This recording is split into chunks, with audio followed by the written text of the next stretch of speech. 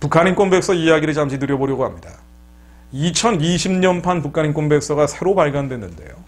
이 책은 정부 산하 국책연구기관인 통일연구원이 매년 발간하는 자료죠. 북한 인권에 대한 기본 자료이기도 합니다. 96년 이래 계속 발간돼 왔는데요. 20여 년간 북한인권백서를 봐온 입장에서 개인적 평가를 해본다면 올해 발간된 자료는 과거 정권에 비해 내용이 간소화 간략화되어 있습니다. 보수 정권 시절만 해도 북한인권백서에 강제낙태, 영아살해 등 끔찍한 정권의 만행들이 자세하게 기록이 되어 있었죠. 이런 내용들은 모두 누락이 되어 있습니다. 지난해 북한인권백서만 해도 323개소의 북한 공개 처형의 위치가 확인되어 있습니다. 323군데. 북한에서 공개 처형되는 곳만 그렇게 많다는 것이죠. 아이들에게 강제로 처형을 참관시키는 증언, 한 번에 10명 이상을 처형하는 사례 등도 보고되어 있습니다. 이런 내용들은 누락되어 있습니다. 북한인권백서 외에도 통일부가 발간하는 통일백서라는 자료가 있습니다. 역시 북한 인권 관련 내용이 그 전해에 대비해서 점점 줄고 있죠. 2019년 11월 1일입니다. 유엔이 북한인권 결의안을 15년 연속 채택을 했었는데요. 당시 한국 정부는 11년 만에 불참했죠. 북한 인권에 대해서 목소리를 내지 않고 있는 것은 분명한 팩트입니다. 2019년 11월 같은 달이었죠. 탈북 주민 2명의 강제 북송 논란도 있었습니다. 2018년 12월 문재인 대통령은 세계 인권의 날 기념식 축사를 했는데요. 국내 인권 개선 의지는 표출하면서 북한 인권 문제에 대해서는 일체 언급을 하지 않았죠. 이런 상황이다 보니 문재인 정권에서 북한인권백서라는 자료 자체가 나올 수 있다는 것만 해도 다행스러운 일이라고 생각할 수도 있을 것 같습니다. 이번 백서가 강조하고 있는 포인트, 최근에 한국 녹화물 시청 또는 유포 행위에 대해 공개 처형 사례가 증가하고 있다는 내용입니다. 한국의 영화 드라마만 봐도 처형당하는 일들이 늘고 있다는 거죠. 주는 것이 아니라 늘고 있다. 백서에 따르면 북한 당국은 이른바 백구상무라는 별도의 조직을 만들어서 한국 영화 드라마를 보는지 안 보는지를 검열하고 처벌한다고 합니다. 한국 영화 드라마는 적색, 빨간색으로 불리는 녹화물이라고 하는데요. 이 적색이 만일 발각되면 노동교화소라는 데 8년에서 10년까지 끌려가 벌을 받는다고 합니다. 우리가 자유롭게 보는 이런 영상들이 북한에서는 처벌 대상인 것이죠. 워낙 많이 보기 때문에 이것을 유통하는 사람들은 아예 공개 처형을 시켜버리기도 하고요. 단순히 본 사람들은 가벼운 처벌에 그치기도 한다고 합니다. 이 백서에 따르면 또 다른 처벌 사례들이 늘고 있는 것이 바로 탈북자들입니다.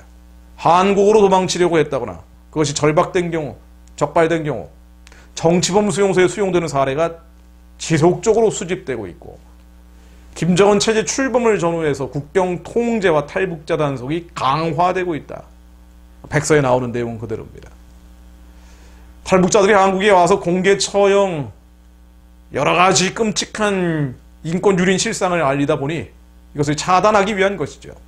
그러니 탈북자 차단을 아예 국경에서 심화시키고 있는 것입니다.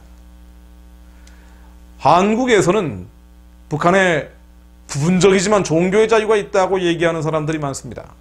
봉수교회, 칠골교회, 가정교회 등을 의논하죠. 그러나 문재인 정부에서조차도 이번 북한인권백서를 들여다보면요, 이런 주장들과는 전혀 다른 내용이 나오죠. 자, 그대로 표현을 이용해보면 일상생활에서 북한 주민들이 종교를 가지는 것은 사실상 불가능하다. 백서에 나오는 그대로 그 표현을 읽어본 겁니다. 북한에 있을 때 종교라는 단어를 들어본 적도 없다고 증언하는 탈북자들도 상당수였다고 되어 있습니다. 성경을 소지하는 것, 가지고 있는 것만으로도 정치범에 해당돼 수용소에 보내지거나 처형당한다고 합니다. 백서는 봉수교회, 칠골교회도 언급하고 있는데요.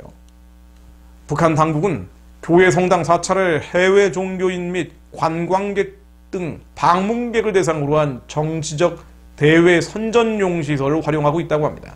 너무나 당연한 이야기인데 문재인 정부의 북한 인권 백서에도 나오고 있다는 거죠.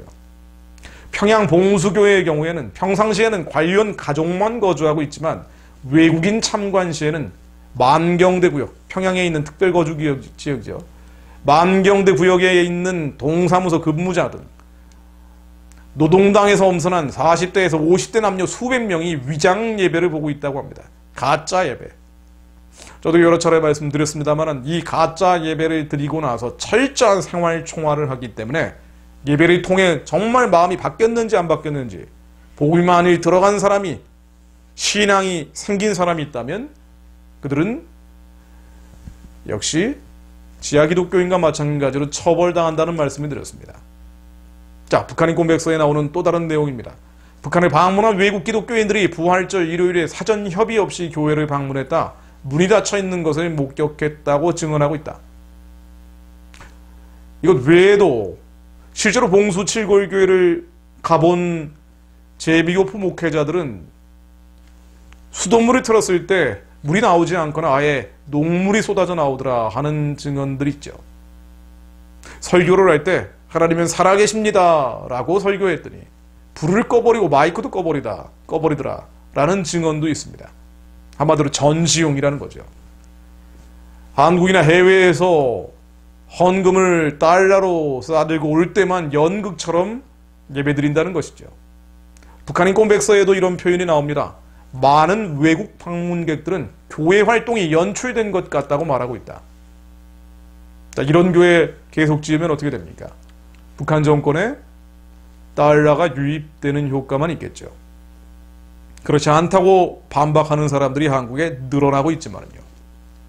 현재 유엔의 인권이사회가 설치한 북한인권조사위원회 COI는 북한의 최고 지도부를 인권가해자로 지목하고 있습니다. 김정은을 포함한 구체적인 명단이 있죠. 이 COI라는 곳에서는 당시 보고서를 냈는데요. 북한 인권 침해가 조직적이고 대규모여서 인도에 대한 죄, Crimes Against Humanity, 인도주의에 반하는 죄를 구성하고 있다고 결론을 짓고 당시 2013년으로 기억을 합니다. 김정은을 포함한 북한 최고 지도부를 국제형사법원 ICC에 회부할 것을 권고한 바 있습니다. 그만큼 북한 인권 문제가 유엔 인권이사회에서도 부인할 수 없는 팩트로 인정받고 있다는 것이죠.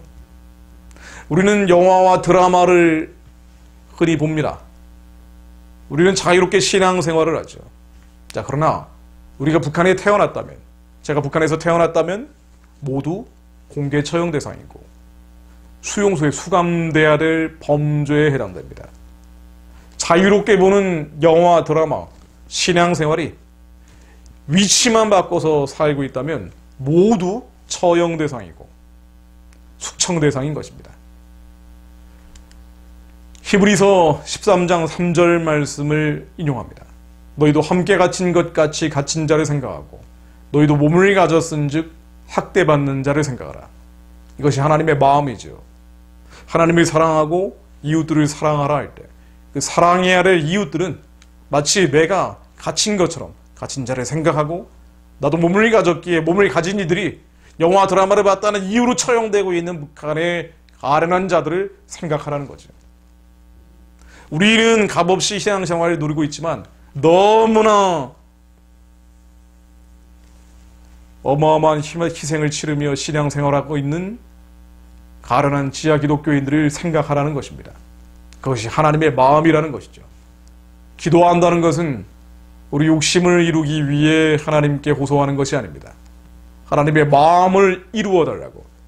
그 마음이 우리 안에 부어졌을 때 그 마음이 이 땅에서도 이루어질 수 있도록 기도하는 것입니다. 우리 안에 양심의 가책이 느껴지고 하나님이 떨리고 울리고 찔게 하셨을 때 하나님 그 마음이 이루어지게 해주십시오. 하나님의 마음을 시원케 해드리는 것이 기도죠. 하나님, 우리도 함께 갇힌 것 같이 북한의 갇힌 자들을 생각할 수 있도록 한국교회 회개의 영을 부어주옵소서. 우리도 몸을 가졌기에 몸을 가진 자들이 학대받고 있는 저 끔찍한 참상들이 이제는 중단되게 하시고 더 이상 우상 숭배하는 평양 정권에 죽이고 찢기는 참상들이 일어나지 않도록 하나님께서 한반도 위에 기적을 만들어 주옵소서. 우리는 더 부르짖어 기도해야겠습니다.